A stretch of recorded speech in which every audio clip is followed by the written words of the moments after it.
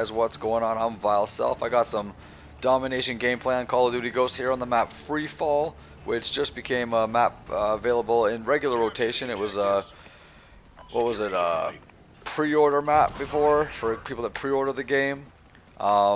Anyways, the topic for this commentary today is coming by way of my pal Ludacris, who I suggest you follow on Twitter. He was quick to answer the last mystery quote that I posted on my Twitter channel, which is basically a little competition that I do where I post a movie quote or a song lyric, and the first person that gets it right gets a free shout out in my video, and they also get to suggest a topic for my next video. So he chose this topic, which I find very interesting as well, so I'm glad he picked something like this. But basically, this is the psychology behind console wars. So I'm just gonna get right into it and talk about the psychology behind console wars. So think about it for a second. If you take out the word console, you're just left with the word war. But it's not like a political war or anything like that. It's more on a personal level. It's somewhat of a bigotry war.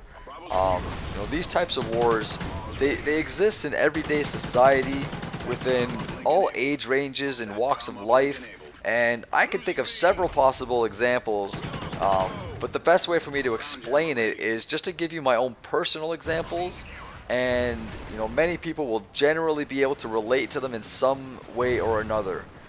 So I remember back in elementary school playing around in the schoolyard with my friends and my classmates, and there's always debates and arguments about certain things between the kids, and one of the most memorable ones for me was the "my dad is bigger than your dad" war. My dad has bigger muscles than your dad. My dad has a bigger beard than your dad. My dad drives a bigger truck. My dad makes more money. My dad is taller, etc. The fight to convince everyone that you have the best dad in the world was very important to some kids. I remember arguing with other kids about this, and I remember seeing and hearing other kids arguing over the same thing. Even as an adult, I remember walking past some kids one time who were arguing over who had a better dad, and I thought it was hilarious because I remembered being in their shoes at one point. Another example I have is from my work. I work for a company that has between 200 and 250 employees, so there's a considerable amount of people there. And being from Toronto, there's a lot of Toronto Maple Leaf fans there. However, there's also a fair number of Boston Bruins fans there. And you best bet that these fans are bickering every day with each other over who has the better team. Well, my team beat your team in the playoffs. Oh, well, my team won more Stanley Cups than your team. Oh, well, my team has more top scorers. Oh, my team has a better win-loss record. And so on and so on. But what's the point, really? Both teams are great in their own way, just like those kids' dads are great in their own way. Personally, I think it all boils down to a competitive nature that we all have. But why are humans so naturally competitive? Well, some reports suggest that our competitive nature is in our genes, and it stems way back to a primitive era where our ancestors had to compete for resources in order to survive. Basically, survival of the fittest. Biology also plays a role in our competitive nature in the way that our hormones react due to the outcome of certain competitive circumstances. For example, some studies show that a male's testosterone level is higher than normal if he wins at a sport, and it's actually lower than normal if he loses. So the outcome of a conflict, or the outcome of an argument, or the outcome of a competition will determine the way your body feels afterwards, and the way your body actually reacts to the outcome of that certain circumstance. There's also personality traits that can lead to a competitive nature. For example, low self-esteem is often a contributing factor. People with low self-esteem feel the need to reestablish self-confidence by sort of proving that they're right about something, or even by belittling the choices or the actions of others. They feel like if they put somebody else down, it's going to make them feel better. It's a reestablishing self-confidence You know, it's just part of that competitive nature that certain personality traits might lead to. Despite all these factors, scientists find that this competitive nature only really accounts for less than 1% of a person's daily social interactions. Of course, that's based on averages and statistics, but they find that friendliness and agreeance are much more the norm. Another reason people in modern society are predisposed to being competitive is partly to do with the media and its effect on us subliminally. We all watch TV, and TV shows have conflicts, and generally the viewer is choosing a side while watching the show. We're deciding who's the good guy, who's the bad guy, who's making the right choices, who's making the wrong choices. We watch reality shows where groups of people are competing against each other for a grand prize, while the viewers at home are picking their favorites and trying to decide for themselves who deserves the grand prize the most. These are all forms of competition, and in a sense are a form of a bigotry war. Generally, people are open to the opinions of others, but they will rarely sway their own beliefs and opinions and side with somebody else. So applying this to the console war, which in my mind started with the introduction of the Sega Master System in 1989, at that point Nintendo now had a viable competitor on the market, and they had to fight for the business of the fans. Several console wars have ensued since then, and as long as the consoles are around, it will likely never stop. Everyone has their own opinions on which console is the best, and they have their own reasons to back it up. I've expressed my opinions proudly, and I feel I'm entitled to do so. Do I go overboard sometimes? Sure I do. But the fact of the matter is that when competition is involved, people want to win. Now, do I gain anything out of this if someone finally says, okay, you win, you have the better console? Well, not really. I don't gain anything monetary or substantial in any way. All I really gain is a little bit of self-assurance and proof that the person, place, or thing that I claim is the best truly is.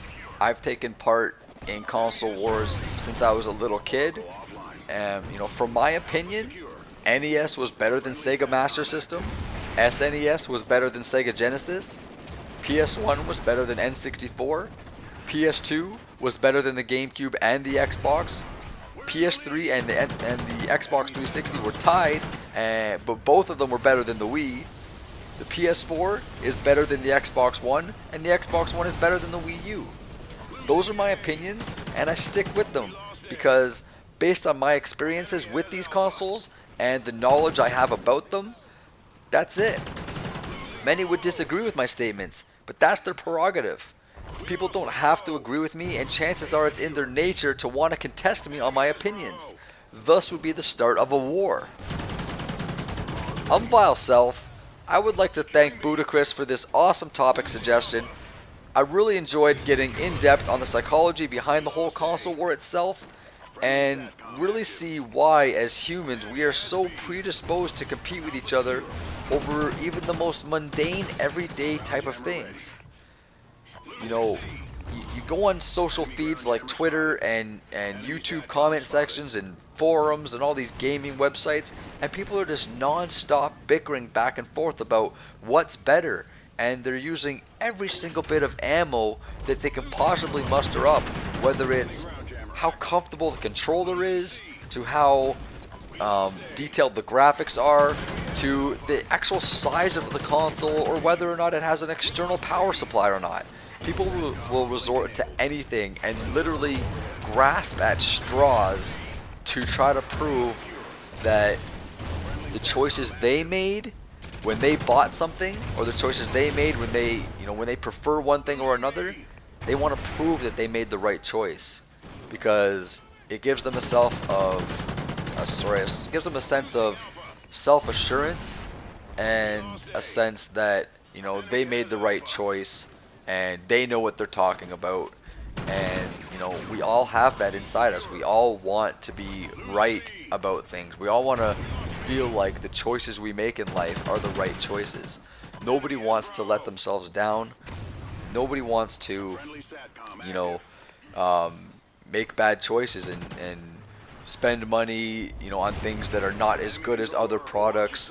So, you know, they're gonna try their hardest to make their product that they chose seem the best possible.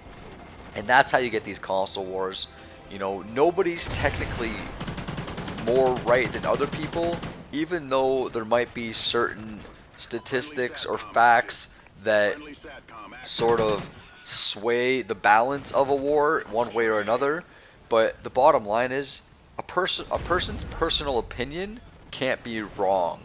If your opinion is that Xbox One is better than PS4, you're entitled to that opinion, and in your world, that opinion is true. I want to thank you guys again for watching. Please follow me on Twitter at VileSelf. Please follow my pal Budacris at Budacris. Sign up on iPlayCOD.com. It's a great community. If you love Call of Duty, which you know I do, and if you're watching my videos, you probably do too, sign up, talk Call of Duty, join in on the discussions. You know, you can share your own videos on there. It's a great community, a lot of fun people. But yeah, that's going to be the end of my video here. I'm just going to let this gameplay wind out. And thank you guys for watching. I'll see you guys next time. Peace out. Enemy has B. Securing B.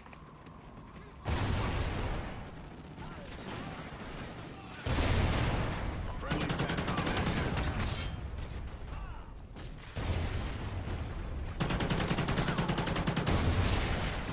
Securing B.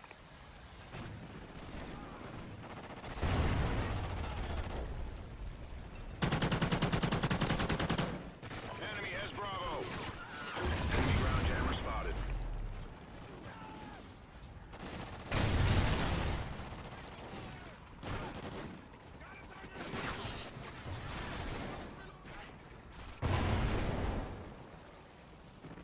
Enemy SATCOM spotted. Friendly SATCOM active.